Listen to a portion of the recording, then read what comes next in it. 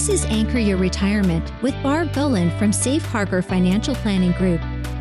When a part of your financial strategy is out of tune, your long-term goals, your retirement savings, and your legacy can all suffer. With many years of experience in the financial industry, Barb Gulin provides her clients and prospects the information they need regarding Social Security, retirement income planning, wealth management, and much more. Listen in as we address your financial concerns and provide helpful strategies to put you on the path to achieving your retirement goals. And now here is Anchor Your Retirement with Barb Gulin. Welcome to the Anchor Your Retirement podcast. I'm your host, Barbara Gulin, and hanging out with me today, per normal, is Tony Shore. How you doing, Tony? Well, people don't usually use the word normal in conjunction with me, but I like it. I'll take the compliment. Just tells you how eclectic I am. There we go. Per the usual, you should probably say normal is a bit of a stretch. Normal is a setting on your dryer, Tony. Yeah, I've never been accused of that, so that's good. Me either. So, Barbara, great to be here. Thanks for having me on your show again. I love doing this with you each week, and I usually manage to learn something each and every week, despite myself. So that's all thanks to you and your great financial knowledge and wisdom that you impart. For myself and the listeners every week. I've been good. I love the cool fall weather. I like that. Mm-hmm. I like it better than the 95 and humid, as I like to say. So I've been enjoying that. Otherwise, I've been really crazy busy, but I know this is a busy time for you as well. It is, but I was planning on making a chicken and dumpling soup over the weekend and found out the crew that I'm cooking for is like, we're chickened out. So we're pivoting and doing homemade meatballs instead. Oh, you had to pivot. Oh, that's interesting. Yeah, sometimes we overdo chicken. You know what I mean? People eat a lot of chicken, I think, and it's good. But yeah, we get the same way at our house. Like my wife likes to make chicken. And so sometimes the kids are like, not chicken again. So we have to mix it up once in a while, right? Yeah. So, but a cool fall day with a pot of meatballs simmering on the stove all day, just soaking up all that flavor and letting all those Italian meatballs, right? I bet you make some pretty good meatballs. From scratch. So. Oh, delicious. I was in like double digits age-wise when I realized that you could buy spaghetti sauce in a jar at the grocery store. Oh, wow. Okay. Yeah. We don't make our own spaghetti sauce. I wish we did. I bet I'll have to teach you guys. Yeah. Give us that secret Gulin recipe. I'll just come up and crash one weekend and make a batch for you. Oh, okay. That's great. Yeah. There you go. That would be perfect. We'll make some homemade pasta to go with it. Oh, yeah. That's really good. That's really good. There's a great little Italian place not far from us, and they make their own sauces and pastas. All the pasta is homemade there. Very good. I think they even make their own sausage there. Yeah. My folks did that once. And the friend that was helping them make it insisted on putting so much oregano in it that I got sick. Oh, yeah. Couldn't eat it. So after that, some sausage, they can overdo it with certain. They really can. Some of the spices and stuff they put in it, but they really can. Yeah. Yeah. Yep. All right. Well, what are we talking about today? I know our 30s, right? Yeah. Things to do in your 30s to help you stay on track financially, put yourself on that road to success. So if you're in your 30s, there's things you can do now that will help you have financial success later. Yeah. And I take it that's what we're going to talk about. Now, it's been a long, long time since I was there in my 30s. Me For too. you, it wasn't very long ago, obviously. Oh, it was longer ago than you think. Maybe 5 years, it tops, I got to believe. So I've got a 22-year-old, so that would be scandalous if that was true. That's true. Wow, you got started young. Barbara. I've said it before. I was a high school bride. Yeah. No. Okay. No. So financial things to do in our 30s to help us have financial success. Where do we start? Well, I gave you a list of 4 things, but I'm going to have a surprise one at the end. So remind me, okay? I hope it involves pizza. That's all I can bonus say. number 5. I had pizza for lunch today. Funny you should say that. Last time I think I brought up pizza, you'd had pizza for lunch. You eat pizza as much as I do. No, I really don't. Think you have said that before. Maybe not. No, I love pizza. Yeah, I only have it like. I'm going to go back. We're going to check the tapes, Barbara. Okay. Yeah, like those commercials where we throw the challenge flag and watch the replay. So what's the first thing on the list that you need to do in your 30s? The first thing, and I'm kind of a broken record about this, is to get out of debt. I think you've said that on most shows too. Yeah. That and pizza for lunch are the 2 things. Tony. and the debt I'm specifically talking about here is debt that isn't an appreciating asset. Okay. I understand that if you've got a home, you're going to have mortgage debt on that unless you're like inheriting it from somebody. Right. The kind of debt that we're focusing on getting out of is consumer debt, student loan debt, the debt that really isn't moving you forward. Credit card anything. debt. Yeah. And even really to get a car paid off sooner rather than later, because cars are so gosh darn expensive now. And they don't appreciate in value. They depreciate. They lose value. I mean, right now with the things going on with chip shortages and things, used cars have a higher book value than they have in the past. Eventually that's going to normalize. Yeah, that's normalizing. It's not there yet. They're still outrageously expensive, but the difference between a new car and a used car and how much it depreciates in value will probably get back to the way it was. Eventually, or at least closer to that. One of my staff members bought a new car last weekend, and they decided to go with new rather than used because the payment differential was less than $100 a month. Yeah, why not? And get something with 0 miles instead of 30,000. Right. That's true.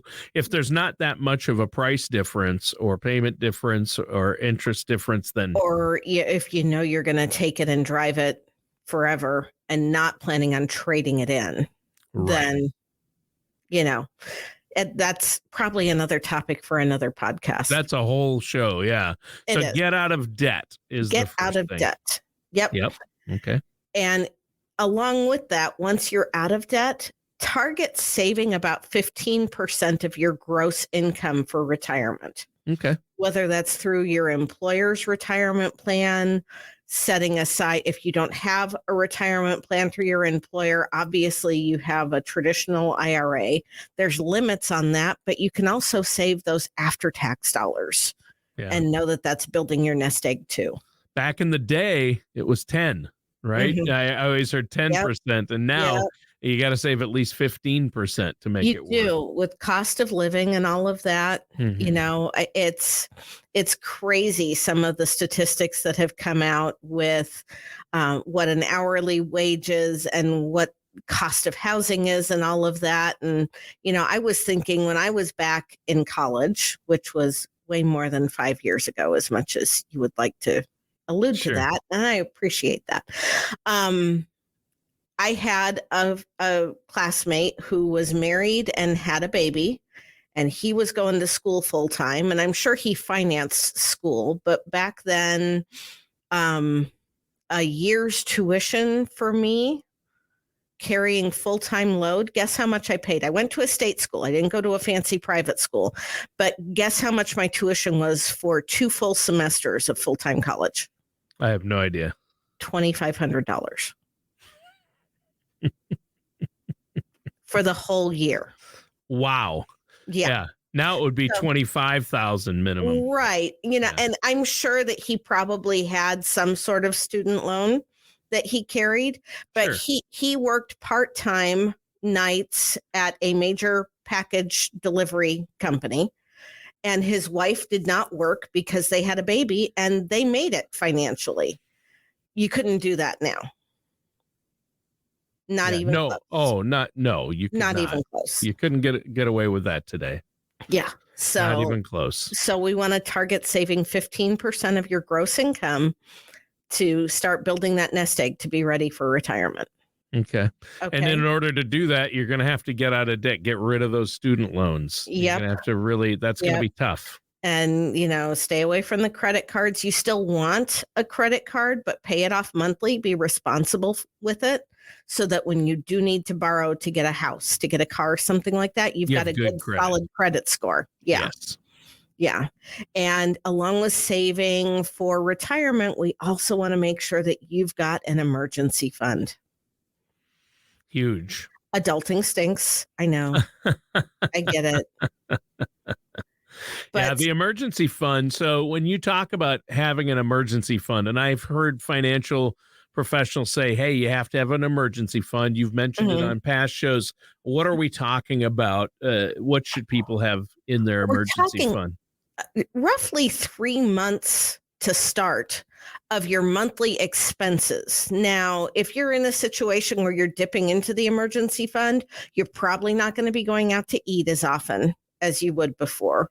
Right. But, you've got the house payment, car payments, car insurance, groceries, utilities, those kinds of things. You want to target to have somewhere between 3 months. And I've seen some experts say have as much as 12 months expenses set aside in an emergency fund. Yeah, I hear a lot of 3, 6, and 12 out there.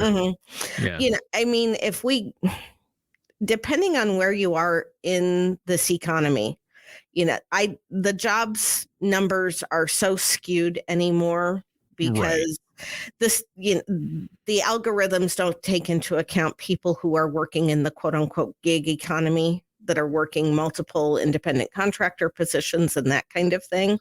Which so many people are now. They are. But I don't know that we really have a grasp in the country of who really is employed and who really isn't employed and what those percentages are. Right. So, having a year's worth of expenses put back definitely would give you peace of mind. Okay. So get out of debt, target saving 15% of your gross income for retirement. Have that automatically taken out and put in a retirement account before you even get your money. Usually that comes out tax-free, so that's good. And then an emergency fund. That's 3. What's the 4th thing we should do in our 30s to ensure our financial success? The 4th thing is something that we talked about a little bit a week or 2 ago. I don't know. All these weeks are starting to run together for me. Right. And that's to take a look at what your health insurance and healthcare options are, either through your employer or through the healthcare exchange. If you're a relatively healthy person and you don't have a whole lot of medical expenses, I would encourage you to get an HSA, a health savings account, and a high deductible health plan, just because it allows you to save additional money. I think we talked about it last week when we were talking about the increases in limits. Yes, we did mention HSAs. Yeah. And that HSA, like we talked about, isn't like a flex spending account. That money stays there forever and it can continue to grow.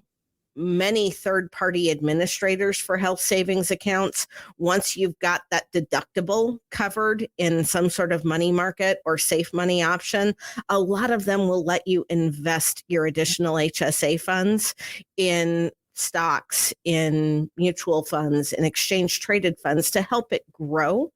And that's money that you can use literally for the rest of your life to help cover your medical expenses. Right. And pay long-term care insurance premiums if you go with long-term care insurance. Once you're old enough to be on Medicare Part B, you can pay your Medicare Part B premiums through your HSA. That's huge. There are a lot of things that you can do with those HSA funds, and it's going in tax-free and it's a tax deduction when it goes in, and it's coming out tax-free. Okay. So nice. No, yeah. I mean, it's kind of like a Roth IRA on steroids. Yeah. Yeah. And we had mentioned that you had talked about that. And that's what's amazing about HSAs to me. I think it's the only tax designated account where the money goes in tax free. So you get a tax benefit up front. You don't have to pay taxes on the money when it goes in, and you don't have to pay taxes on the money when it comes out. That's pretty amazing. And a lot of employers contribute to their employees' health savings accounts when they choose that high deductible plan. I know my daughter who works at a bank, when she got married, I had her get on her company's health insurance. Yeah.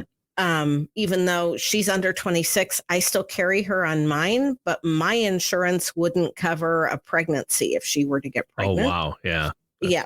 Most group plans don't cover dependent maternity coverage. So I told her, I'm like, you have to get on that health insurance, because if not anymore, having a baby will break the bank. Yeah. Oh, yeah. And that's even if it's a normal delivery and you don't have a C-section and there's no complications or anything like that. Yeah. You have to have health insurance that covers birth. And when we chose the higher deductible of the two HSA options, her employer kicks in significantly more into her HSA than they would if she had gone with the lower high deductible option.